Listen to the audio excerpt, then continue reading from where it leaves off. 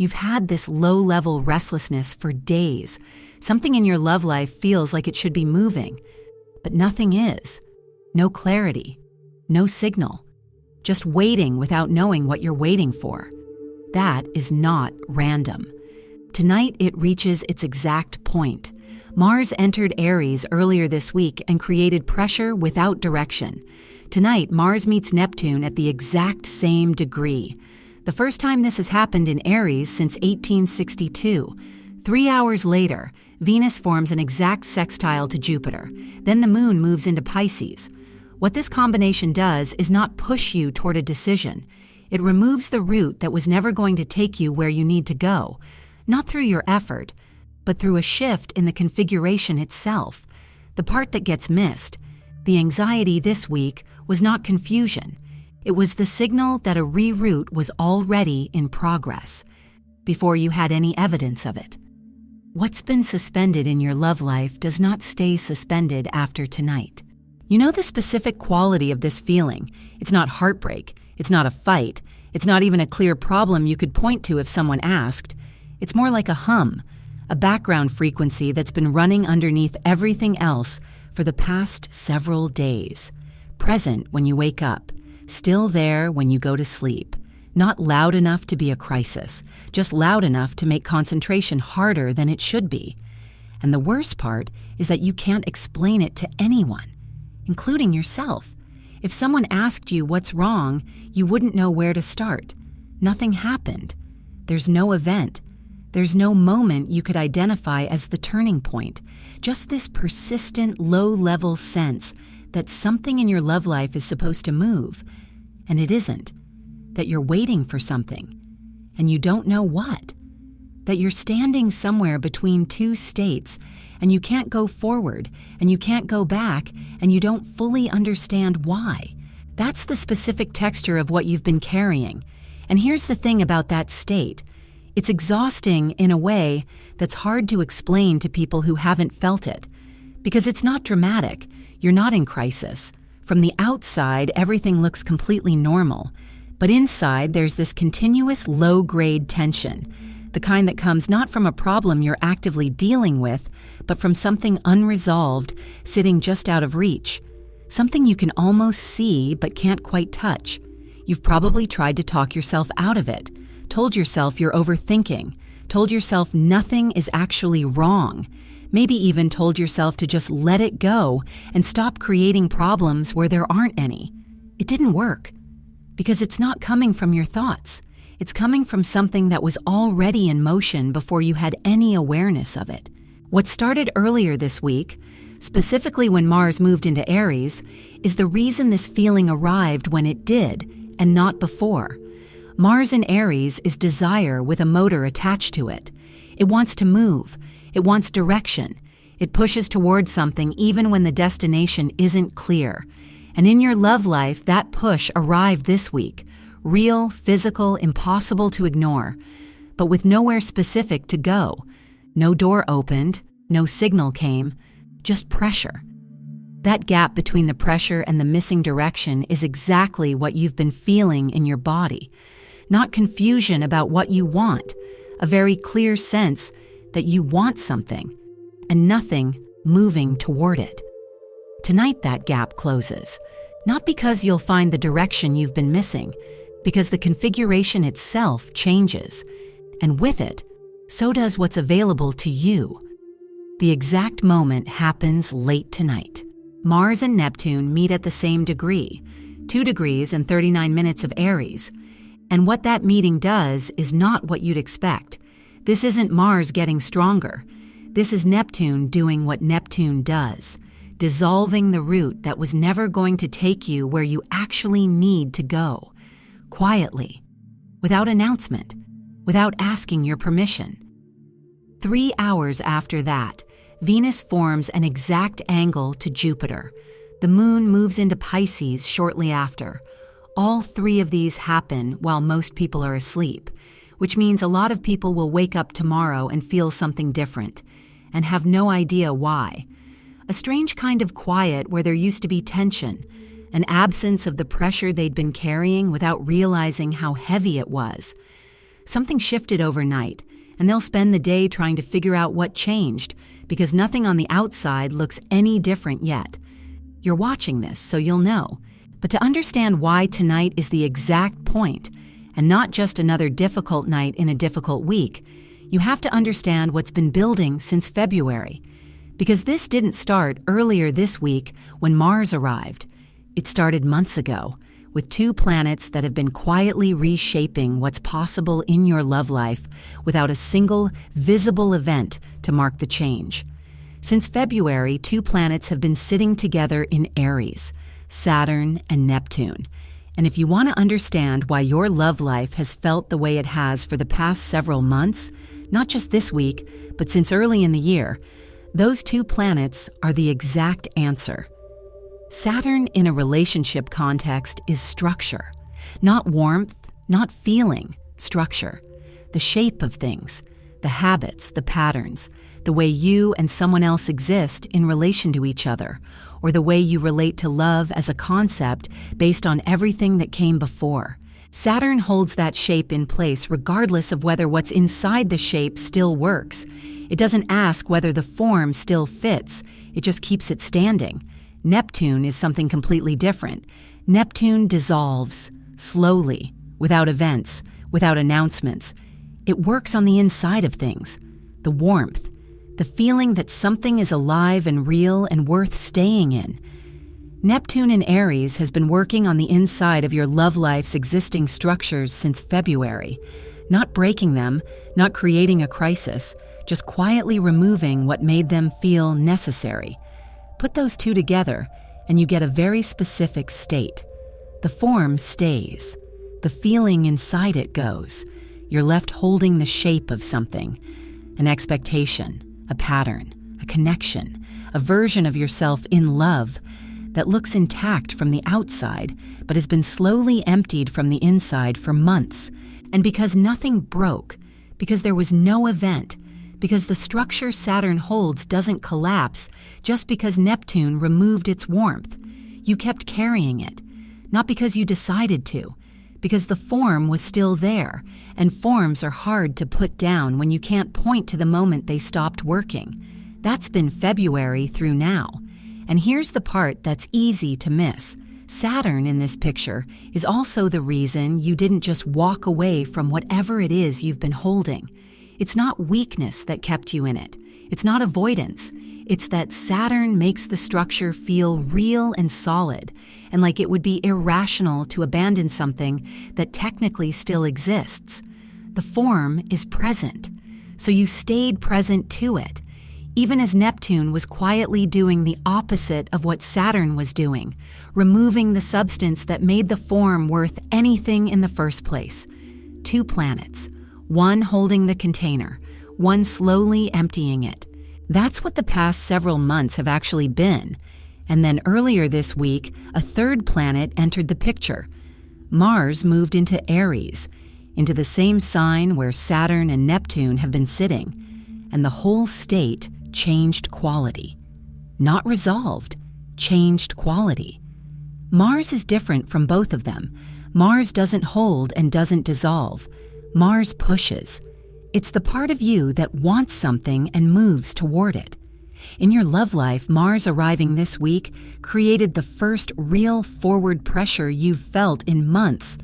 After all that time of Saturn holding the old form and Neptune quietly emptying it, suddenly there's a force that wants to go somewhere.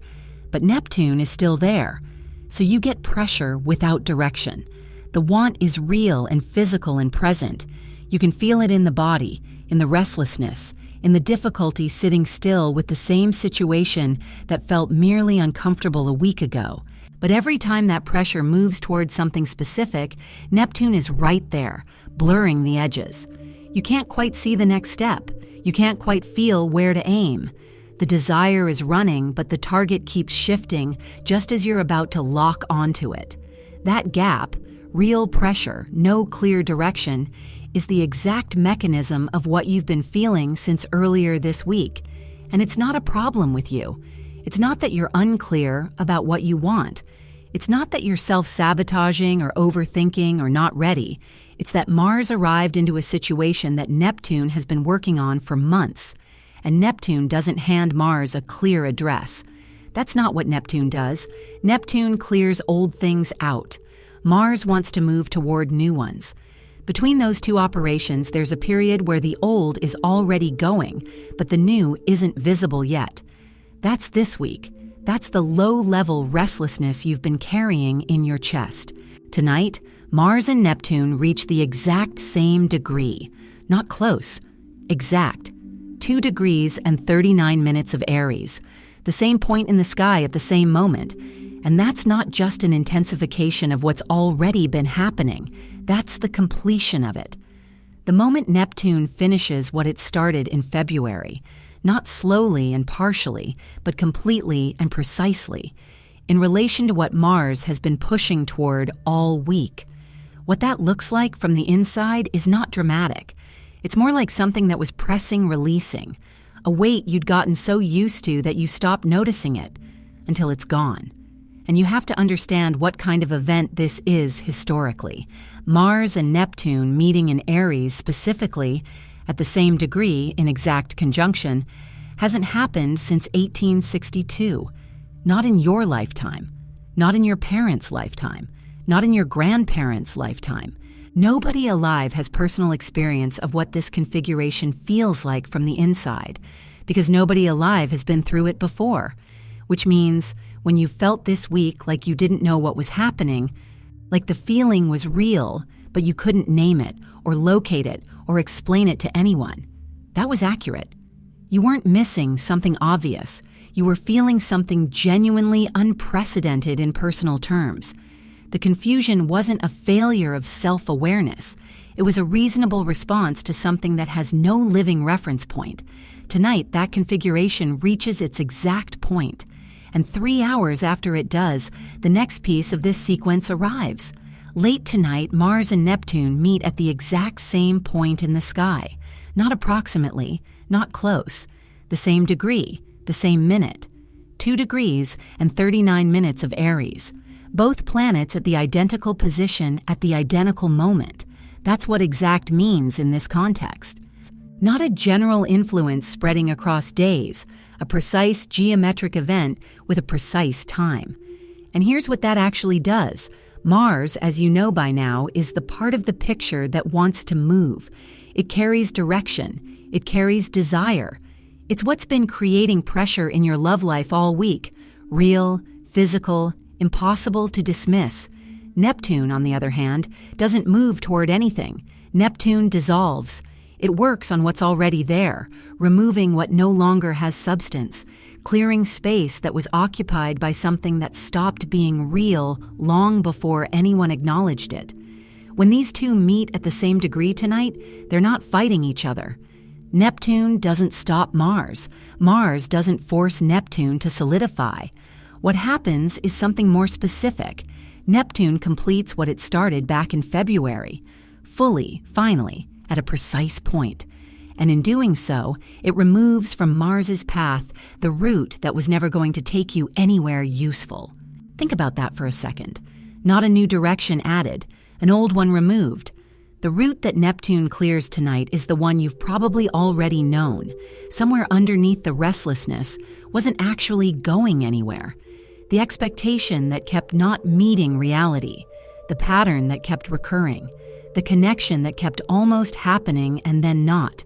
Whatever shape that takes in your specific situation, the thing that Mars kept pushing toward this week and finding blocked or blurred or just not there, that's what Neptune takes off the table tonight. Not harshly, not through a confrontation or a crisis, just through a shift in what's structurally available. The route simply stops existing as an active option, and that is a completely different thing from a door closing on you. A door closing on you means something was there and then wasn't. This is different. This is the removal of a path that looked like it led somewhere but didn't. And once it's gone, you can see that it didn't. The difference matters because one of those feels like loss, and one of those feels like clarity. What happens tonight is closer to clarity than loss, even if in the first hours it might not feel like either. 3 hours after Mars and Neptune reach their exact point, Venus forms an exact angle to Jupiter. Those 3 hours are not a gap, they're a sequence. Neptune removes the route that was going nowhere. And then, almost immediately, Venus and Jupiter open a window in the actual direction of where you need to go. That's not coincidence in terms of timing. That's the structure of how this sequence was always going to work. The clearing had to come first. The opening follows it. Venus in this configuration is about what you want and what you're actually worth in love. Not abstractly, but in real terms, in the way it shows up in an actual relationship or an actual choice. Jupiter is expansion through what's safe and familiar, and already has some foundation. Together, the angle they form in the early hours of tomorrow morning is specifically about love, about something in your relational life becoming more available, more real, more possible than it was the night before. And then, about 36 minutes after Venus and Jupiter reach their exact point, the moon moves into Pisces. Pisces is the sign of intuition, of knowing something before you have evidence for it. When the moon enters Pisces in the early hours of tomorrow morning, what it does is give you a felt sense of the change before the external world catches up to it. You'll wake up tomorrow and something will feel different, not because something obvious happened overnight that you can point to, because your body registered the shift before your mind had language for it. That's moon in Pisces. It arrives as a feeling, not as information. So the full sequence tonight looks like this. Mars and Neptune meet at the exact degree. The old route dissolves. 3 hours later, Venus and Jupiter open the window. 36 minutes after that, the moon moves into Pisces, and you start feeling the change from the inside. All of this happens while you're asleep. By the time you open your eyes tomorrow morning, every step of this has already completed. And here's what that means in practical terms. Tomorrow morning, you might feel strange, in a way you can't immediately explain. Not bad necessarily. More like something is different, but you can't locate exactly what. A quiet where there was pressure, an absence where there was a hum. Maybe you'll check your phone expecting something and nothing will be there, but the checking will feel different, less urgent, less tense, like you're not waiting for the same thing anymore. Maybe you'll think about the situation that's been sitting in the back of your mind all week and notice that the specific flavor of the restlessness has changed. That's not you imagining things. That's the moon in Pisces giving you the first signal that the shift was real, before the external evidence arrives. What happened tonight in Aries at that exact degree has not happened in your lifetime or in the lifetime of anyone you've ever known. The last time Mars and Neptune were at the same point in Aries was over 160 years ago. Nobody alive has personal reference for what this feels like from the inside, which means the right response to tomorrow morning is not to immediately understand it or explain it. It's to notice it, to stay open to the fact that something changed and let the evidence accumulate over the next several days, rather than demanding a complete picture before the morning is over. The picture will come, just not all at once. But there's something about tonight that goes beyond the event itself, beyond the mechanics of what Mars and Neptune do when they meet. Because the most unexpected part of this whole sequence isn't what happens at the exact degree late tonight. It's what the anxiety you've been carrying all week actually was. And that part is almost impossible to see from inside the feeling itself.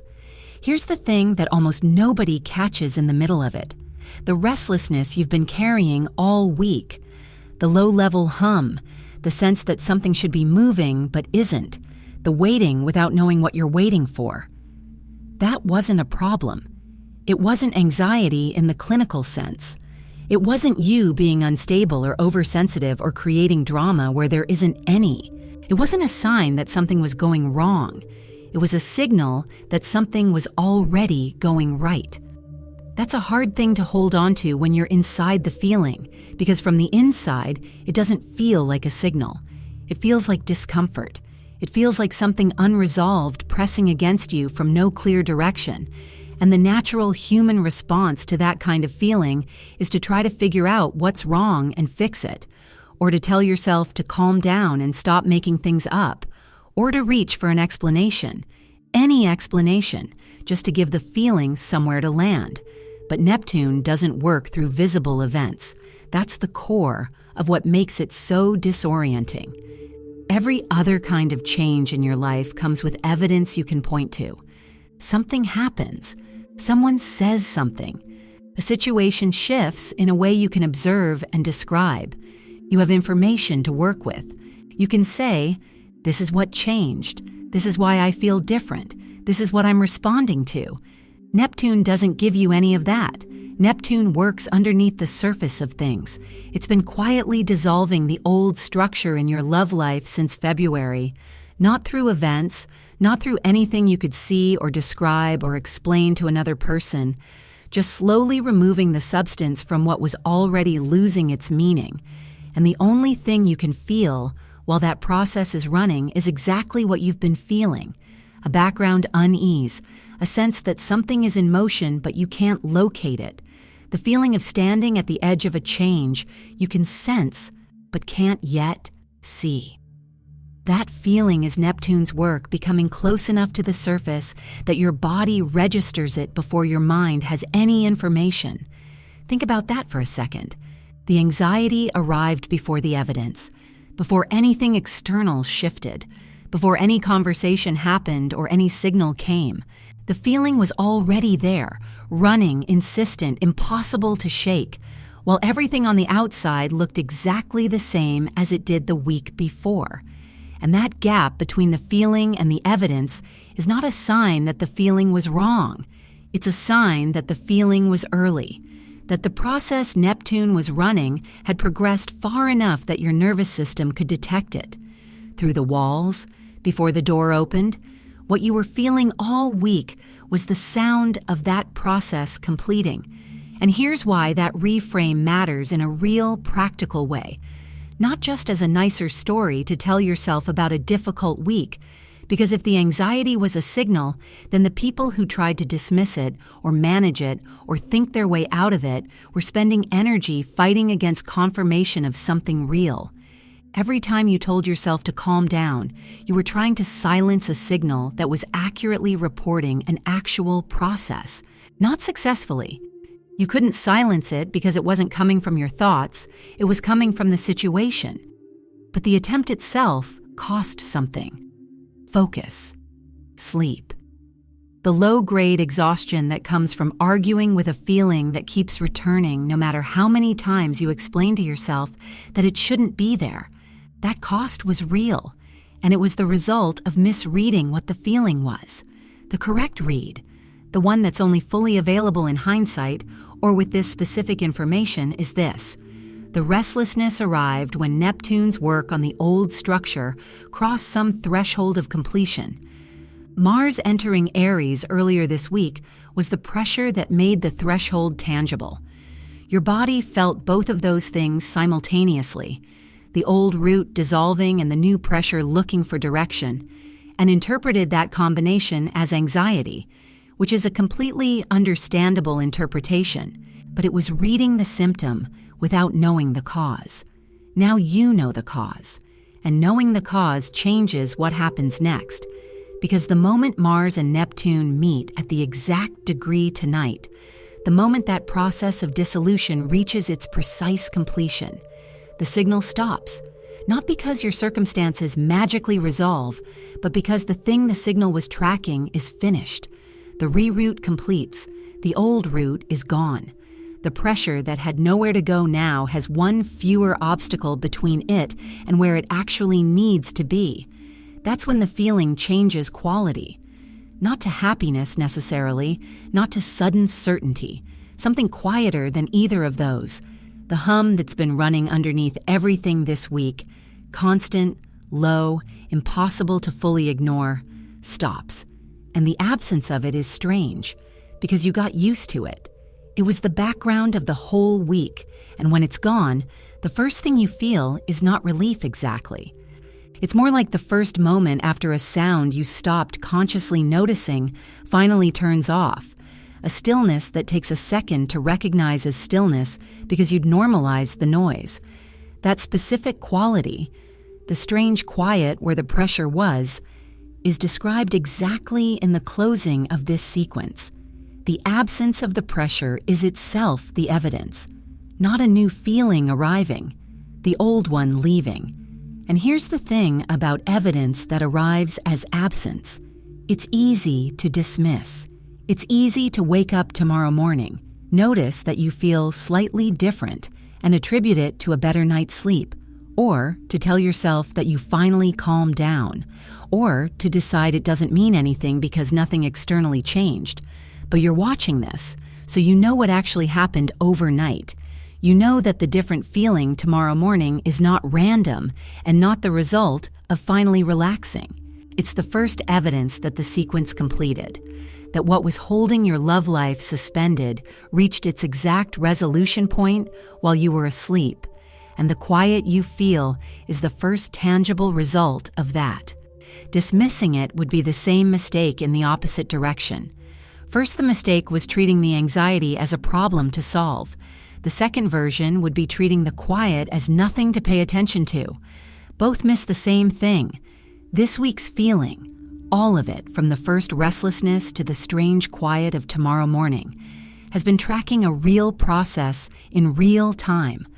The process is what matters, not the feeling about it. And the next question, where specifically you'll feel the first actual movement in your love life and what form that movement takes, that's where the concrete picture starts to come in.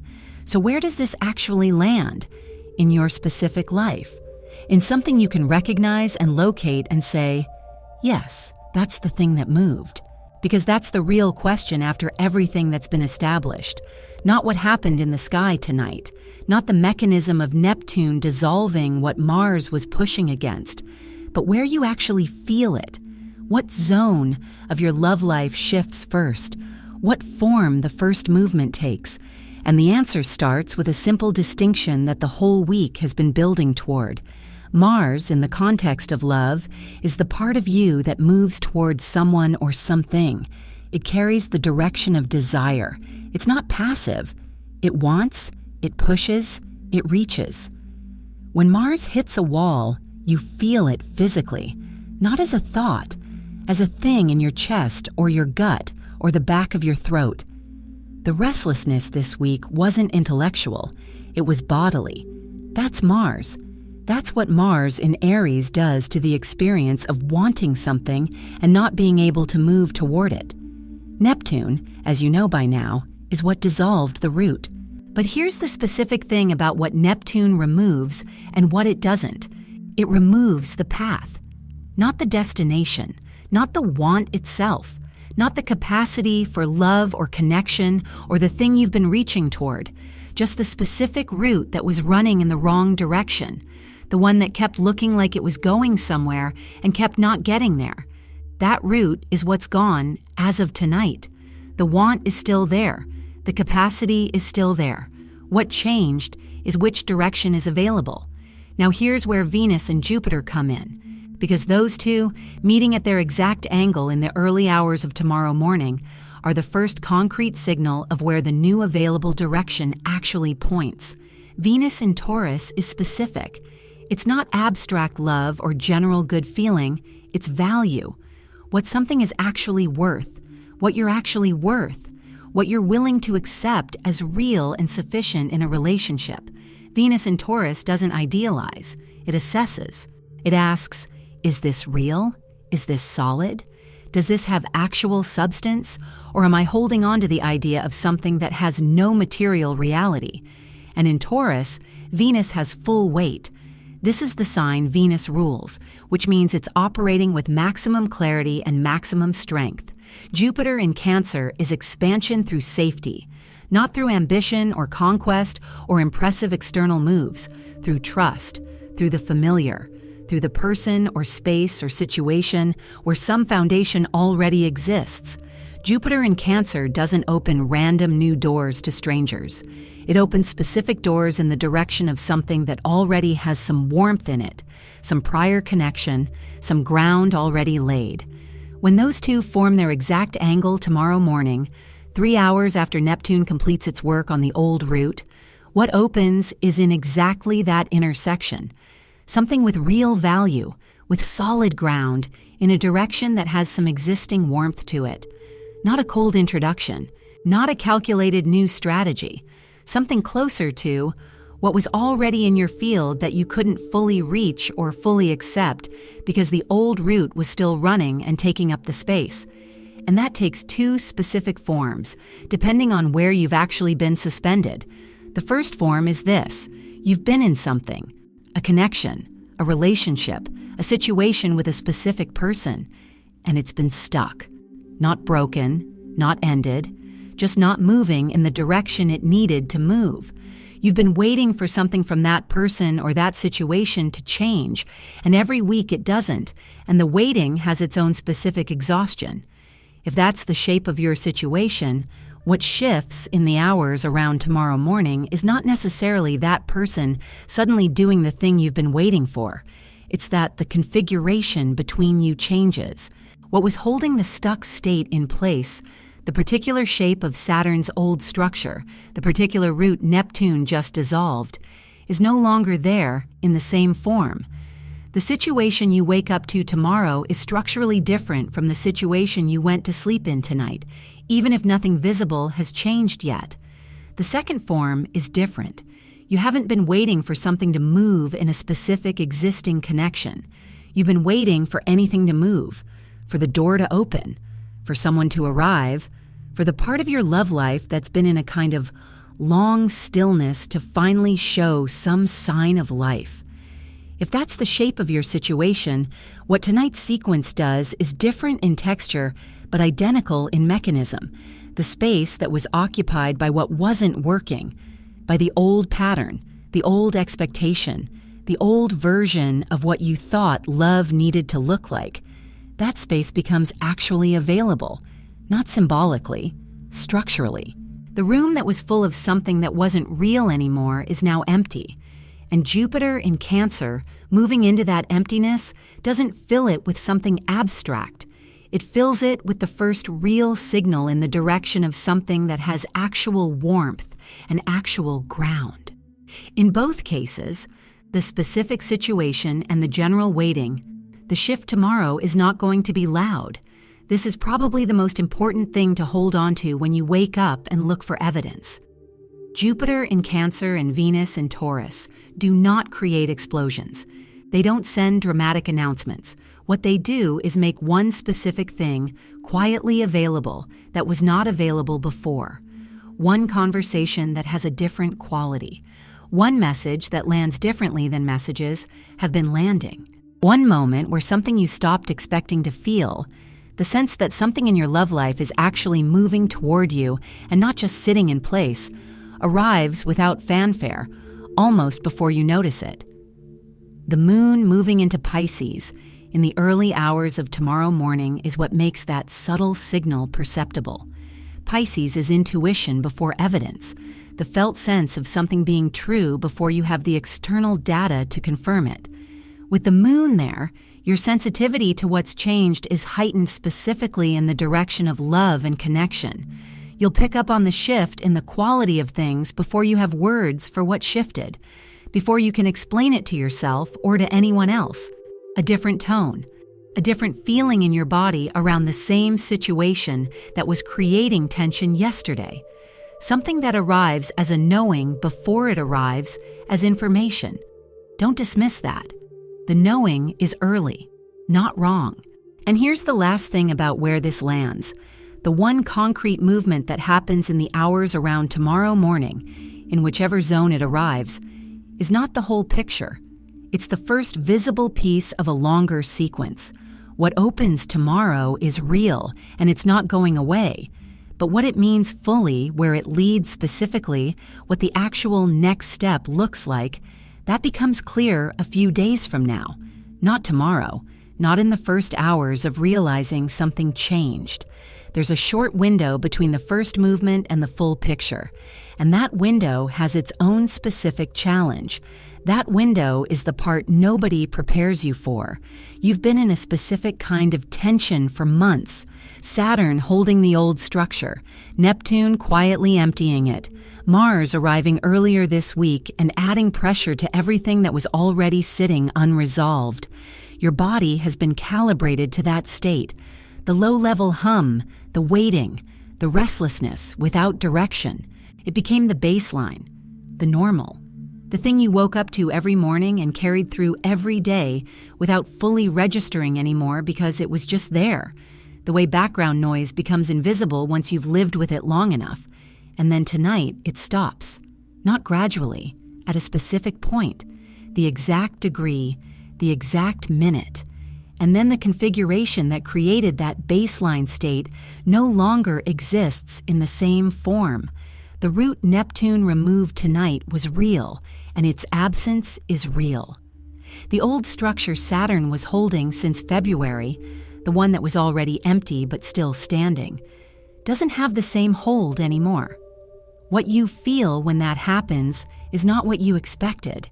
Most people, when they imagine relief, imagine something expanding, something opening up warm and clear and obvious, the tension releasing into something recognizably good. But that's not what the first hours of this feel like. The first hours feel quieter than that, stiller, more like the absence of something than the presence of something new. You notice that the specific weight you were carrying isn't where you left it, and the first response to that isn't joy. It's a kind of disorientation.